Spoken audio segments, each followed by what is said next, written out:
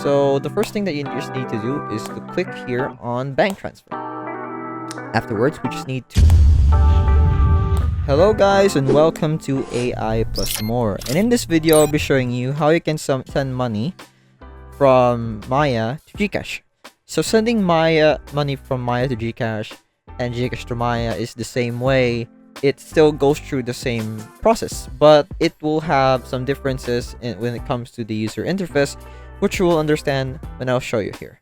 Okay, so first of all, let's head over to Maya or PayMaya. But right now it's called Maya. They have changed their name to Maya. So this one. This is the logo and this should be the Maya app. Similarly, you can just log in using your fingerprint or biometrics. And I'm just gonna log in using my biometrics. And then we should be here on the Maya landing page. So the first thing that you just need to do is to click here on bank transfer.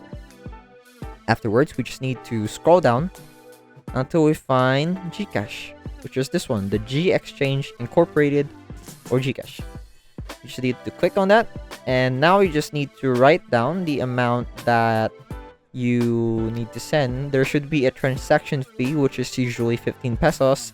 I might be wrong, but for GCash, it is 15 pesos for the transaction fee. Then you also have to write down the purpose, which is, I usually just write here for bank transfer or money transfer. Then you write down the account number, which is the mobile number for the GCash account that you're sending to.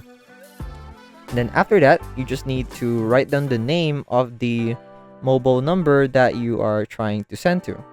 After you finish all of these and you put down the details, what will happen next is that you will be asked for a verification code.